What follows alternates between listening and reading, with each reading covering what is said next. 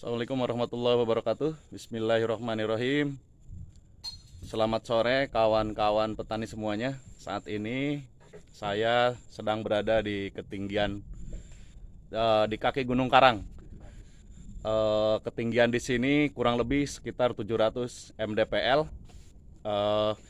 Saat ini saya ingin menemui salah satu kelompok di Karangtanjung di Kelurahan Juhut. Di sini mereka mengembangkan komoditas kopi. Jalanan dari bawah ke sini lumayan agak sedikit menanjak. Ini baru sampai ke sekretariat kelompok, kawan-kawan semua. Di sekelilingnya bisa dilihat, ini kawasan Gunung Karang. Kopi yang tumbuh di sini berada di antara tumbuhan-tumbuhan yang lain. Tetapi tidak mengurangi pertumbuhan kopi itu sendiri. Bisa dilihat ini sekelilingnya, ini kelompoknya, sekretariatnya. Mudah-mudahan di saung sekretariat ini ada yang bisa kita temui kawan-kawan.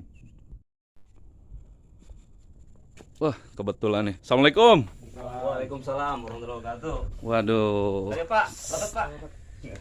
Ini kawan-kawan semua, alhamdulillah nih di sekretariat ini.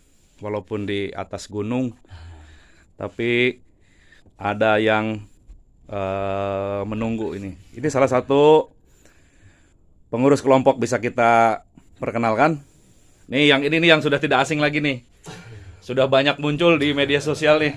Kang Maman, Kang Maman. Nanti petani kopi. kita bisa lebih menggali ilmu yang lebih banyak dari beliau.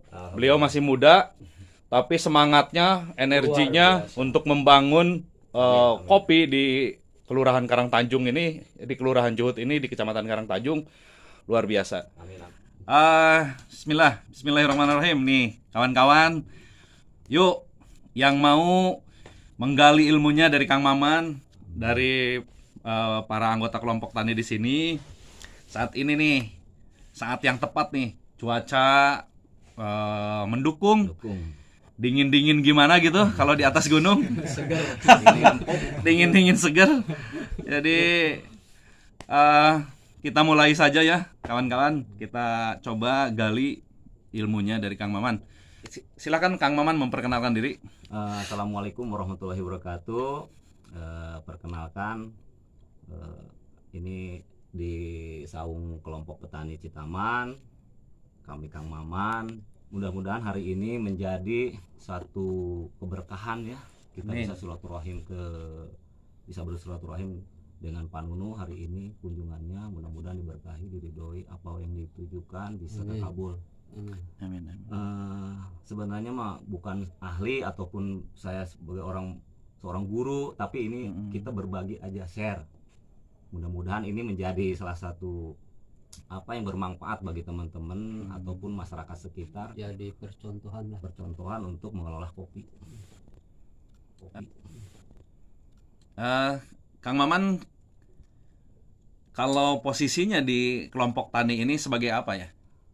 Sementara ini karena memang awalnya kita berawal dari sendiri ini, sementara ini berposisi di manajer untuk kelompok petani, karena harus memanajer semuanya kegiatan-kegiatan yang kita kita laksanakan ini di manajeran. Dari tahun berapa ini ya Kang Maman? Untuk kegiatan di Kang Maman sendiri Pak ya, Iya. di kegiatan Kang Maman sendiri di tahun 2018 awalnya. 2018. Tahun 2019 ikut festival kopi Banten. Kita ada di belakang layar kan sebagai petani. Nah, sampai saat ini alhamdulillah nih berkat dukungan doa-doa teman-teman semuanya, kegiatan di kelompok tani ini masih bisa bertahan sampai saat ini. Jadi dari tahun 2008 menggagas ya? 2018. 2018, oh iya 2018. Jadi Kang Maman ini menggagas kelompok kopi di lokasi sini itu dari tahun 2018. Apa yang menjadi visi dan misi atau maksud Kang Maman? Oke. Jadi sebenarnya di tahun 19 itu kan sudah ada namanya festival kopi. Kita pengen mempunyai kopi punya Banten, tapi itu bisa terwujud mungkin dengan ya konsistensi kita gitu kan. Akhirnya keinginan Kang Maman untuk memperbaiki kopi khususnya di Pandeglang ini terus diperbaiki kopinya, Pak. Jadi maksud tujuannya mudah-mudahan dengan kualitas kopi yang bagus ini bisa dihargai dengan harga yang selayaknya. Karena kalau kita bicara tentang pertanian pasti berbicara tentang kesedihan. Makanya bagaimana supaya nanti petani itu tidak sedih lagi, bisa tertawa dengan apa? Dengan harga yang bisa dibayar dengan prosesnya. Luar biasa sekali, mulia sekali ya, mudah-mudahan Allah mengabulkannya ini. Minimal ini ya membantu masyarakat juga minimal gitu. Iya. Meningkatkan kopi ini gitu. Iya. Dari utamanya dari harga supaya meningkat gitu kan. Karena memang terus terang aja ya, kopi yang dihargai dengan harga yang asalan ya prosesnya pasti asalan. Nanti kita merubah proses supaya kopi ini dihargai dengan harga yang setimpal dengan proses yang memang tidak asalan. Nah harapannya mudah-mudahan kopi ini bisa mengangkat kesejahteraan para warga yang ada di sekitarnya. Amin. Karena memang terus terang diawali dari kita dulu, baru yang Karena lainnya belum melihat. ada paham gitu Pak. Iya. Alhamdulillah tahun. Berarti Kang Maman ikut terlibat ya dalam paguyubannya. Kang Maman itu Pak banyak belajar ya di tahun 19, 20, 21 masih belajar keluar daerah. Kami belajar kepada asosiasi kopi, kemudian di komunitas-komunitas kopi, paguyuban, belajarlah untuk belajar bagaimana cara memproses kopi yang baik minimal gitu kan dengan apa adanya alat ini. Nah ini menjadi tidak putus asa, tapi ini menjadi salah satu penyemangat Pak, penyemangat masyarakat karena di dalam proses kopi itu sendiri kalau yang saya rasakan ini ada sesuatu yang memang menarik gitu Pak untuk diangkat. Makanya ini ketertarikan ini menjadi satu penyemangat. Kopi Gunung Karang Pak. Oke. Iya pengennya gitu setelah ini mudah-mudahan gitu ya seharusnya ini masyarakat memberi semangat juga karena ini bukan untuk pribadi gitu untuk mengembangkan ya untuk mengembangkan kopi supaya apa masyarakat juga terbantu gitu. Kalau saya itu pengennya bantu dorongnya mah bukan masalah tenaga aja tuh dukungan gitu intinya mah dukungan ya. Iya. Dukungan gitu jangan apa namanya ini punya saya itu punya saya jadi ini semuanya punya kita bersama. Bagaimana caranya ini kopi dihargai minimal harganya juga ya sesuai dan sama-sama kebantulah semuanya dari kopi ini gitu. Ya depan menjadi motivasi kepada masyarakat sekitar untuk ikut memperbaiki kualitas kopi sendiri. Itu maksudnya. Karena dengan kualitas kopi yang baik, insya Allah harga pun akan baik. Iya. Di Gunung Karang ini menarik sekali nih kawan-kawan semua. Kalau saya lihat banyak beberapa jenis kopi yang dikembangkan di sini. Cuman memang kawasannya di sini belum satu kawasan, masih dengan pohon-pohon yang lainnya ya gitu. Tapi tumpang sari dengan pohon-pohon yang lain, gitu. Tapi jenis kopinya di sini sangat banyak sekali. Coba nanti kita lihat beberapa jenis kopi yang dikembangkan di sini yang ada. Jadi ini kopi warisan dari turun temurun ya dari zaman dulu, gitu. Coba ada berapa jenis kopi, Kang Maman? Alhamdulillah untuk di Deci Taman ini Pak kita adanya identiknya dengan kopi robusta ya. Robusta itu ternyata ini kaya nih di Pandeglang. Setelah kita teliti ini banyak varietas kopi robusta. Jadi orang bilang robusta saja, ternyata varietasnya banyak nih Pak. Nanti kita bisa lihat jenis-jenis robusta yang sudah dipilih hasil rekomendasi dari masyarakat sekitar yang terbaik. Itu ada di atas. Satu blok 1 tahun kemarin sudah kita kembangkan dengan sistem ada sambung pucuk, ada stek batang. Harapannya itu tidak berubah rasa 90% ke induknya. Mm-mm. Kemudian yang sangat menarik nih Pak, kita punya salah satu sejarah kopi. Mungkin bagian dari sejarah kopi di daerah Banten, khususnya di daerah Pandeglang, yaitu hutan kopi. Hutan kopi itu berawal dari kebun kopi yang sama nenek moyang kita, pelelur kita ditanam, tetapi tidak dirawat. Akhirnya bertahun-tahun mereka menjadilah satu hutan. Sebutnya hutan kopi. Kenapa disebut hutan kopi? Memang identiknya semuanya notabene kopi. Dan uniknya di Gunung Karang ini mereka tumbuh di atas batu. Di slip-slip batu itu mereka tumbuh. Biji jatuh ke batu sama binatang-binatang pun yang tumbuh.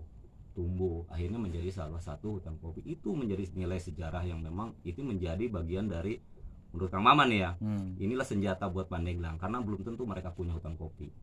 Ini yang harus kita angkat. Kalau secara secara untuk apa namanya itu Pak, produktivitas itu tidak ada nilainya. Tapi kita punya nilai sejarah. Maksudnya gimana secara produktivitas?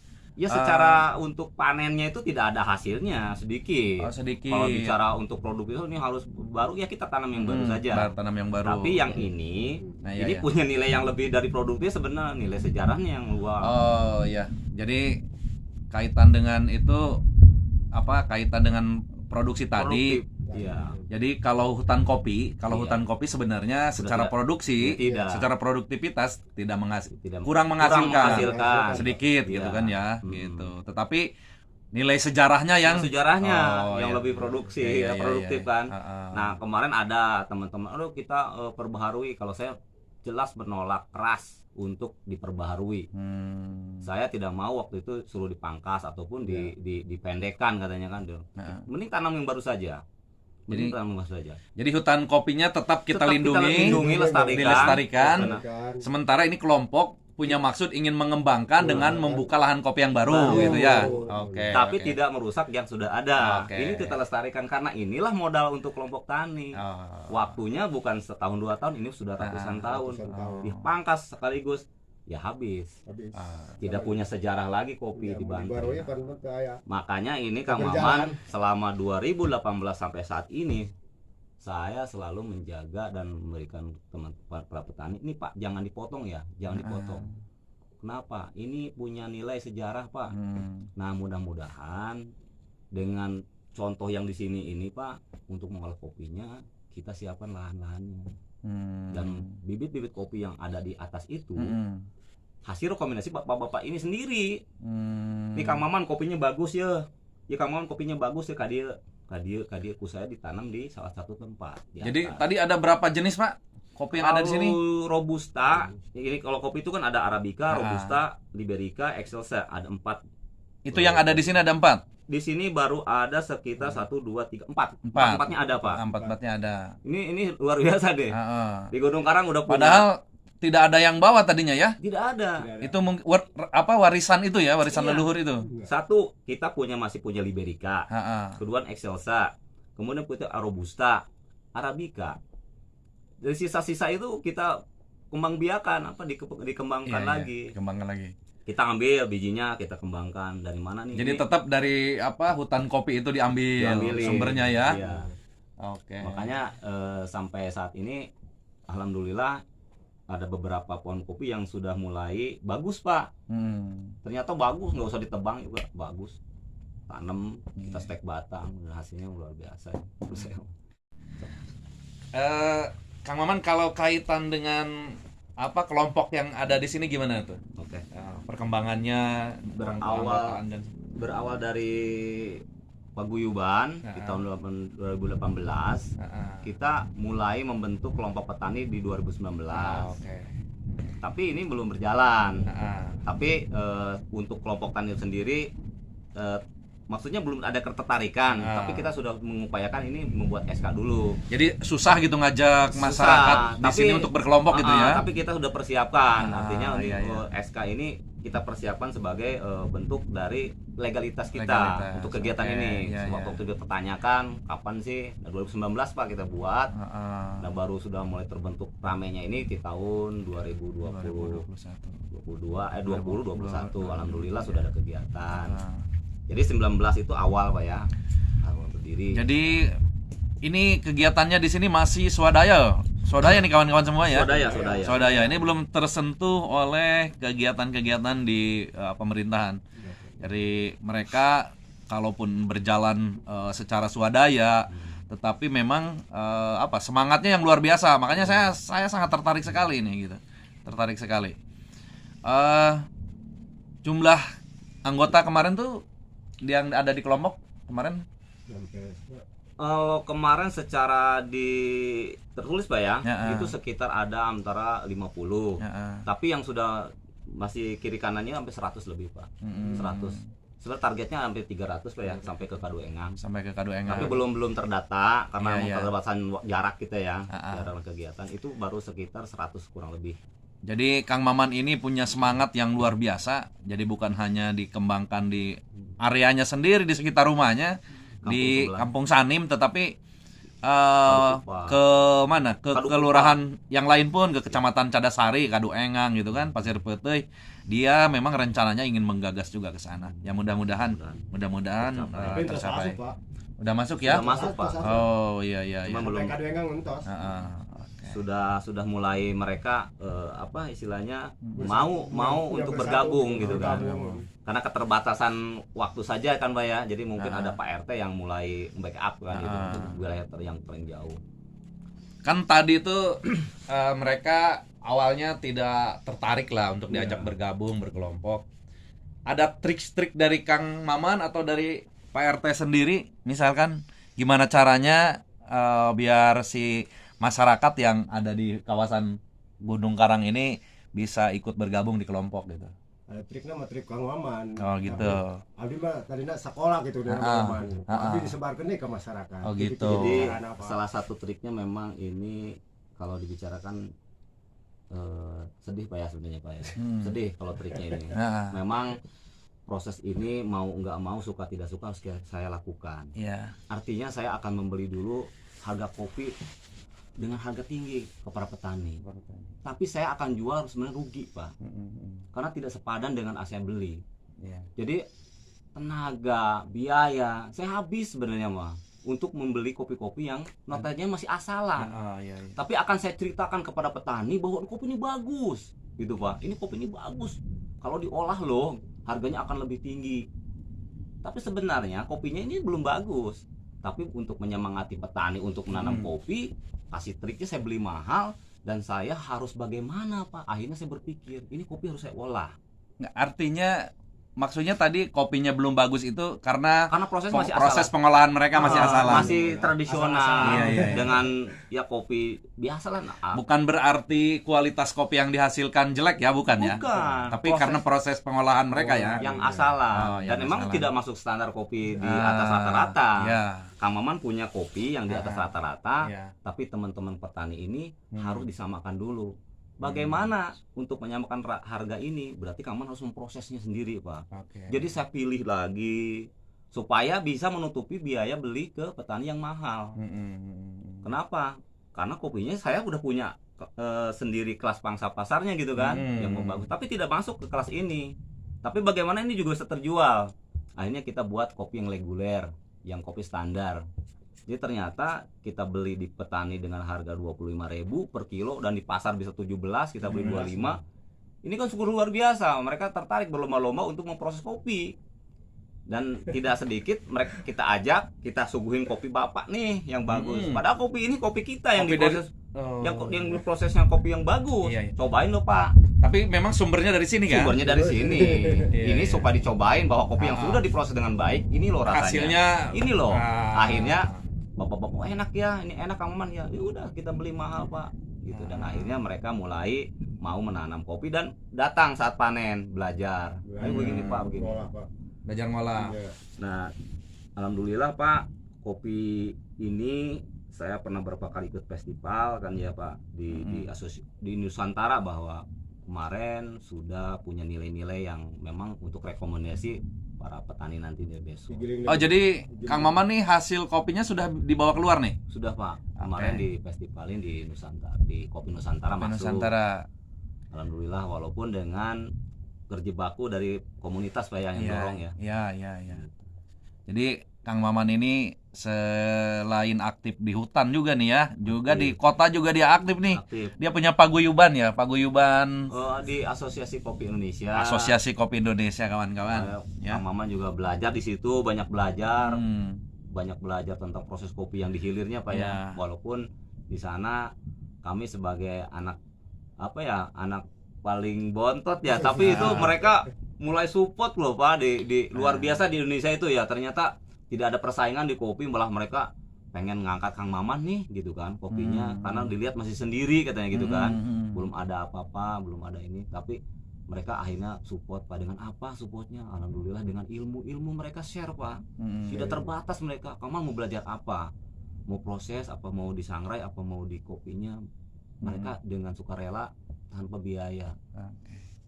Kalau dilihat sekarang nih, Kang Maman beli kopi ke masyarakat dengan harga berapa? Itu di kopi yang ambil ini tuh Pak, kopi yang bekas teh lalai itu di 30.000. 30.000. Jauh lah kalau dengan bahasa di pasar. Iya, Kemudian iya. yang dari bapak-bapak yang kopi itu 25.000 kita beli.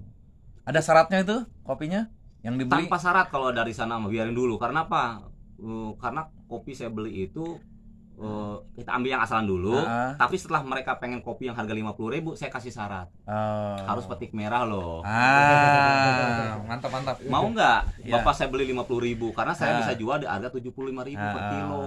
Masih ada dong untuk kelompok tani 25.000, cukup kali bagi-bagi nih bapak-bapak semuanya. Jadi secara ininya kita beli dulu dengan asalan kopi yang agak tinggi, walaupun ini menjadi satu beban buat kami di biaya dan segala macam. Harus berpikir jauh nih, saya harus berpikir jauhnya.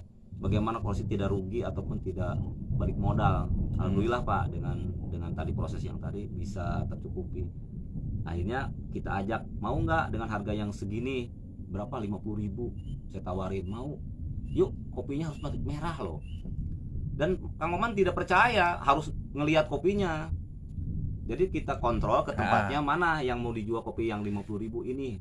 Nah, baru diedukasi lagi. Ini harus, ini ada yang merahnya 80% loh, nggak boleh. 90% boleh. Akhirnya Kang Maman masih edukasi petani, mereka sudah mulai kerja, dan itu tidak banyak, Bah. Hanya 10% dari pasca panen. Tidak semua. Tidak semua. Jadi 1 ton hanya 1 ton 100 kilo bisa. Hanya 100. Itu cuma 10 kilo yang terbaik. Itu modal untuk menaikkan kopi grade di Banten. Yang lainnya berarti masih masuk kategori asalan. ke kualitas asalan. Artinya bukan asalan ini. Jadi petani ini kan berkejaran dengan kebutuhan Pak ya. Kalau ngambilin kopi merah tuh kapan dapatnya? Jadi sudah ngambil aja dulu. Nanti kami yang akan sortir.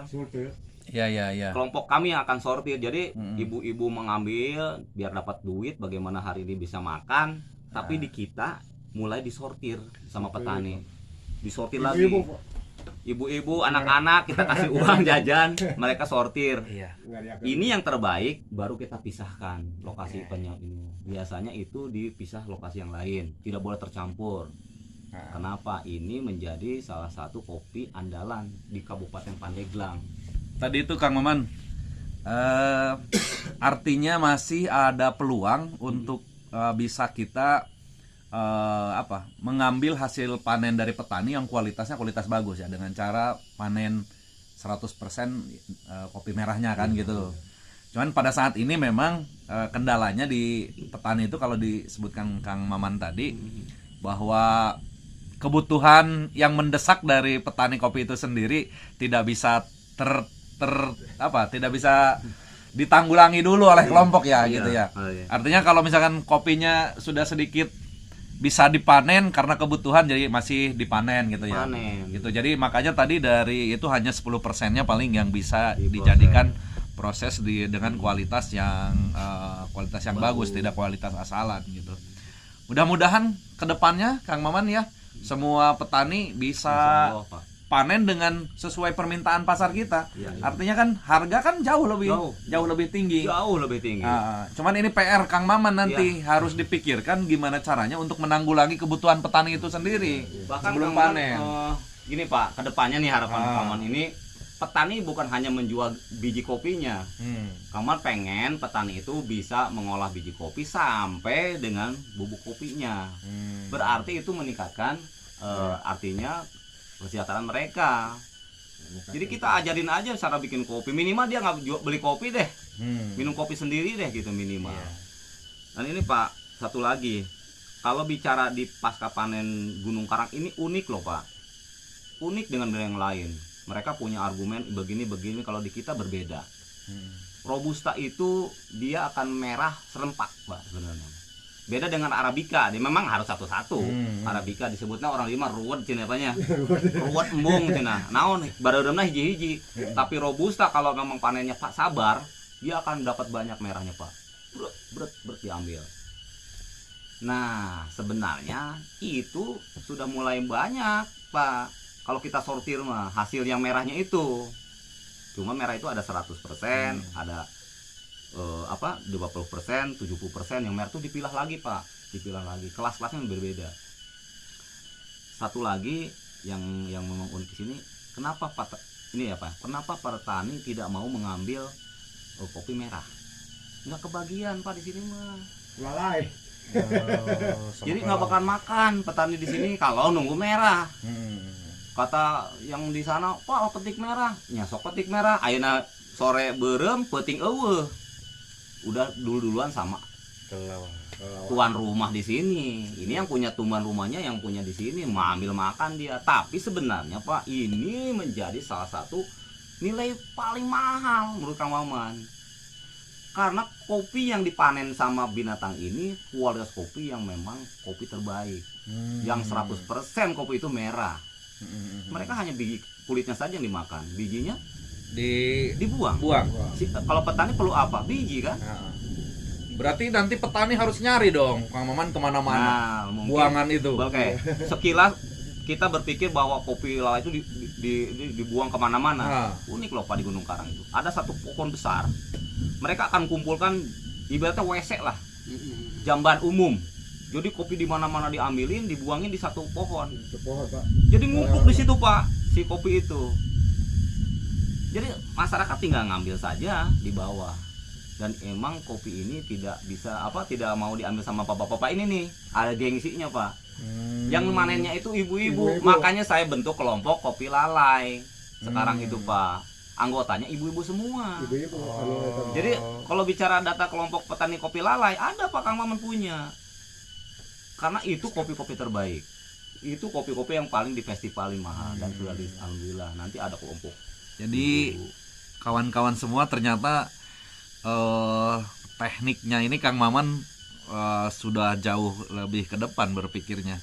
Iya, Pak. Dia juga sudah ngebentuk kelompok wanita taninya nih sebagai pengolahnya ya, sebagai pengolahnya. Mereka yang Kopi alam menjemur, kemudian memang tadi itu yang diceritakan ada keunikan di Gunung Karang ini. Oke, Kang Maman, terima kasih untuk hari ini. Semoga kedepannya kita bisa lebih menggali lagi apa yang kita harapkan, apa yang kita cita-citakan. Amin. Semoga Allah mewujudkannya. Amin. Terima kasih. Assalamualaikum warahmatullahi wabarakatuh. Waalaikumsalam warahmatullahi wabarakatuh.